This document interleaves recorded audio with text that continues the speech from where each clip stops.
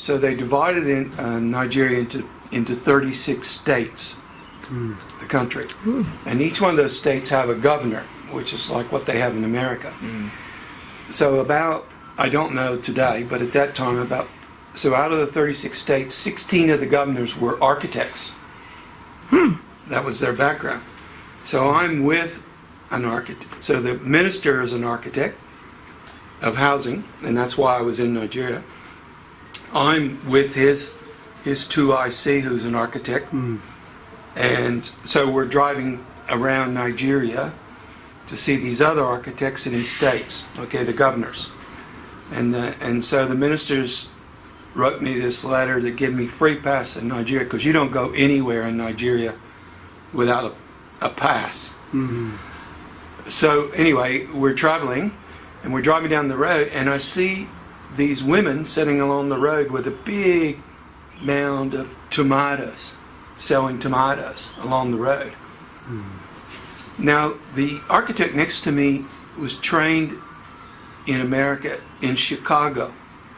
So he went to the university in Chicago for 6 years, study architecture. So you would think, being trained in America and getting through and passing exams and all that he's a fairly intelligent man. So I say to him, what happens to those? I said, well, those women are selling tomatoes, yeah. And I said, what is that how they make their living? Yes, they make their living selling tomatoes. I said, what happens when those tomatoes are rotten? He said, oh, they got to wait for the next crop. So I said, well, how long's the next crop? Well, I don't know. 2 weeks, 4 weeks, 6 weeks. So I said, well, how do they feed their families for those 2 weeks or 4 weeks or 6 weeks waiting on the new tomatoes to come? He said, I don't have a clue. So I said to him, well, have you ever thought about dehydration? Dehydrating these tomatoes that are going off? He says to me, what does that mean? And as we had been driving and I'm talking about things, I realized that when he was in America studying, he maybe thought English. But when he got back to Nigeria, he quit thinking in English and words in English and started thinking in Nigerian. I mean, there's 200 dialects in Nigeria, but he switched back, and so he had forgotten things that he had learnt, maybe. So it was only me just sort of seeing things and saying, oh, you know, I think we can make that better, or I think we can improve that. So anyway, I got a cardboard box, just a cardboard box, and then there you can buy these ice creams on a stick, and the paper's on the ice cream. It's silver on the inside. So what I did is I got some flour and water, and I found a whole bunch of these papers, and I mixed up flour and water, and I lined the inside of those cardboard box with the silver out. And then we put some tomatoes in there, and I put cling wrap just on the top, and then we set it out in the sun. And then we virtually dehydrated these tomatoes. We took all the water out of them, shriveled them all up. Then I said, okay. Sun-dried tomatoes. We looked at those, yeah. And then I said, okay. And then we stuck them back in water, or we said, right, we put them in the pot and start cooking. So it was like I just turned the light bulb on in his head. It cost nothing. I just found the material, found the box, found the wrap, all that. It cost nothing. So I think I'm telling you that little story because it sounds as though that, one of the things you raise is tomatoes, but you can do more with tomatoes than just sell ripe tomatoes. That's the point, I guess. Yeah. So I think there's lots of things like that maybe you might already do them, but you see them, but you don't necessarily think about it. Because maybe you've been exposed, but maybe you haven't, or it's just not something done locally, so you don't think about it anymore because you're just used to seeing day to day. You just live it every day. I'm sure, driving down here and seeing things, you're thinking, wow, okay, I see. Look how they're doing that, or look at that. That's different, you know. The same for me, you know. It's like I come to your place and look and say, oh yeah, okay, I didn't know you could do that, or maybe I can help you. You know, my philosophy is I should never ever try to change culture and tradition. Okay, only thing I should do is to try to help you make it better. So, you know, if you've been building like this for 1,000 years or 2,000 years or 20,000 years, why should I come and tell you that it's better for you to build this with a concrete block? You know, I shouldn't. I should just say to you, okay, you've been building with bamboo, and okay, every year the cyclone comes along and blows that down, and you got to rebuild it. Maybe I can help you make it stand up longer. Maybe you only have to rebuild it every 5 years. Okay, let me show you something. So we go with the tradition, but we just add something to it, or we change the bracing a little bit differently, or say, look, the forces are like this. Let's change that. So that's the way I try to do things. Whether that's right or wrong, I don't know, but that's the way I do. Yeah, I think I agree with what you're saying. Okay, sorry. When the conditions of our place would not, you know, this is maybe talking about the housing project now. That's all right. Let it flow however it needs to flow. And I don't know how many people will, you know, grasp that. The traditional, we have our traditional, you know, materials that the old people know that they are strong, they can hold on. But again, in nature, when nature strikes, you know, it's very, very hard to contain that. So I agree with what you said. Maybe traditional materials can be used, but it should be in a way where, you know, if you're going to help us, the idea is that you help them to make them better so they can stand you know, any natural forces that there are some permanent houses in the village. There are, you know, some people with maybe they're too lazy to build houses, or who knows. But they're beautiful, you know. Traditionals are they are beautiful and cooler. And like the housing project was my idea, and I was thinking that, like you just put something there, I was thinking that if we can reorganize the village, you know, reorganize the village and make it, I start a model, make it a model village, you know, like where there will be streets, but then after, you know, thinking back, you know, like thinking of what you say, we cannot change anything. It has been there all through. I mean, that's how we're brought up. And all of a sudden I go and I say, okay, this is what I learned, and we are going to reorganize the village. So how many people will agree with me to do that? Thank you. So basically what we want to do now is concentrate on our resource center, because if you are talking about housing, if you are going to write, it's going to be a very big project. Like, so maybe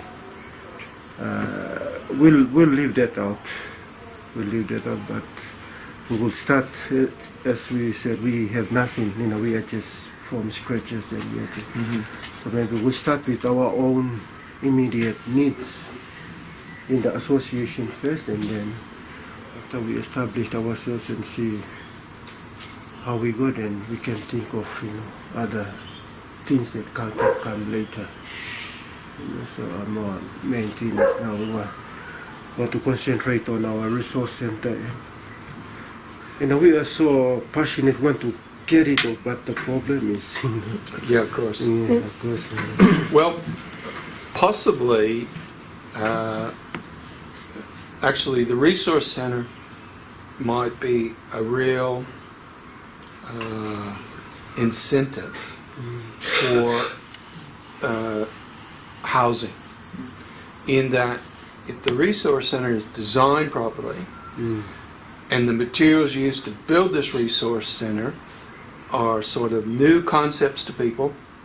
They will get used to it. If you use local people to build these things, make these things, put that into the resource center, they themselves will click and say, oh, maybe I can add that to my house. Or maybe I want to build a house like that. And everybody in the village is going to look at that and say, well, maybe I want something like that. Then, after that's done, you will know who, as I said last night, you will know who is really good. Someone can do this, lay that, make that, and you might say to them, well, I want to build a new home. Would you help me build my home? You work out some kind of deal with them, and then you build one for yourself, and you're living on it. Now, the two of you up here, and these people looking up to you, and see that you have this, well, I think naturally they'll want that. And so then I think, you could snowball. Yes, this doesn't happen overnight, but 3 to 5 year plan, I think that'll work for you. I've seen this work, so I know it will work. And people are people the world over. They aspire to what other people have. What makes me upset is that I went to Africa. I say, right, okay, I have this, I went to build like this with earth.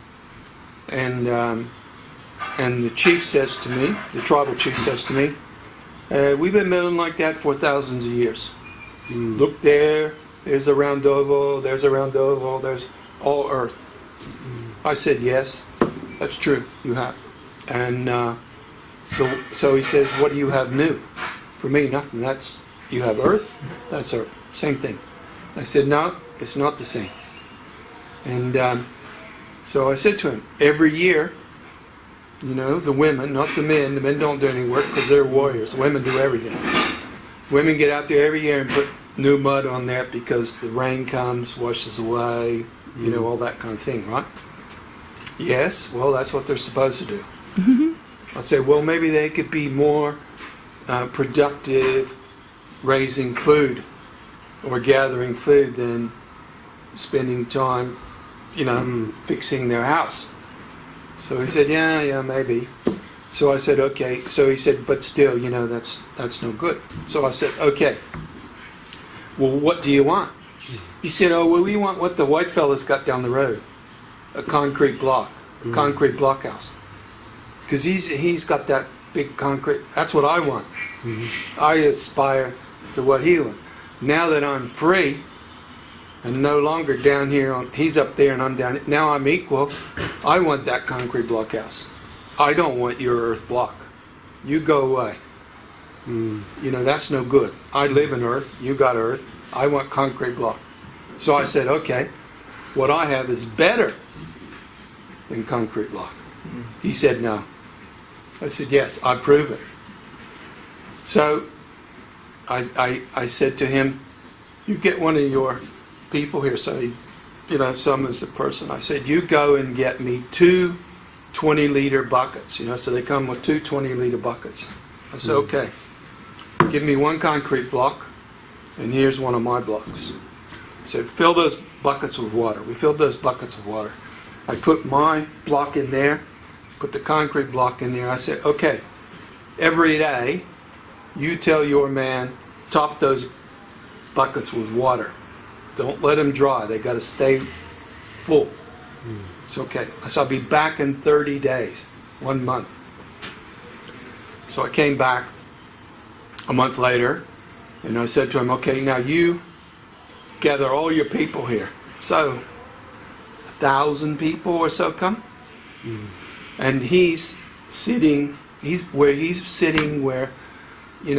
the chief before him and the chief before him and so forth. On this log, it's almost, there's a seat worn, he's been sitting there so long.